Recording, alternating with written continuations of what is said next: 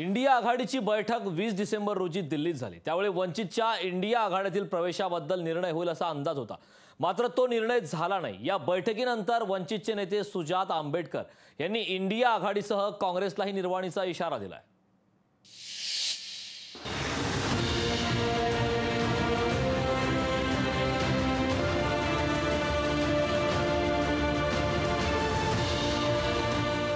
लोकसभा निवडणुका अवघ्या काही महिन्यांवर आल्या आहेत। 20 जानेवारी 2023 रोजी राम मंदिराचा लोकार्पण सोहळा झाला की केव्हाही लोकसभा निवडणुकांच्या तारखा जाहीर होऊ शकतात असा अंदाज राजकीय तज्ञ व्यक्त करत आहेत। याच गोष्टीकडे लक्ष ठेवत इंडिया आघाडीनेही 20 डिसेंबर रोजी दिल्लीत बैठक घेतली। या बैठकीला त्यांनी विरोधी पक्षातील सर्व महत्त्वाच्या नेत्यांना बोलवलं होतं। इतकंच नाही, याच बैठकीत वंचित बाबत ही निर्णय होणार होता, मात्र तसंच झालं नाही।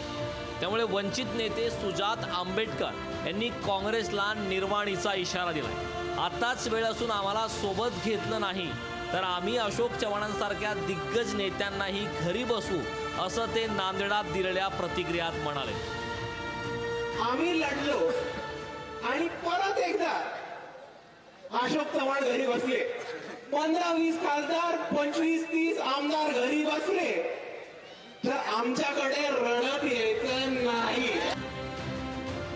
20 डिसेंबर रोजी इंडिया आघाडीची बैठक झाली। त्यात सर्व विरोधी पक्ष एकत्र आले होते।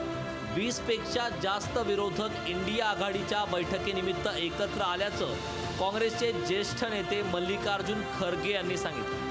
मात्र त्यांनी वंचितच्या इंडिया आघाडी प्रवेशाबद्दल एकही शब्द उच्चारला नाही। मुझे खुशी है कि इस मीटिंग के 28 पार्टी के नेता लोग और सभी दिग्गज यहाँ जो बैठे हैं वो सभी ने कोऑपरेट किया और कोऑपरेट करके इस मीटिंग को यशस्वी बनाया। तर दुसरीकडे काँग्रेसचे नेते पृथ्वीराज चव्हाण यांनी वंचित बहुजन आघाडीला इंडिया आघाडी आणि काँग्रेसच्या समन्वयकांशी संपर्क साधण्यास सांगितलं आहे। त्याचप्रमाणे वंचित आणि MIMची भूमिका याआधी भाजपला साजेशी असल्याचंही त्यांनी म्हटलं। भाजप विरोधात विरोधक एकत्र आल्याचं इंडिया आघाडीच्या बैठकीनंतर जरी सांगण्यात येत असलं तरीही प्रत्यक्षात वंचितला इंडिया आघाडीपासून दूर ठेवण्यात आल्याने आगामी काळात निवडणुकांमध्ये काय होतं याविषयी अनेक तर्कवितर्क लढवले जात आहेत। ब्युरो रिपोर्ट, लोकशाही मराठी।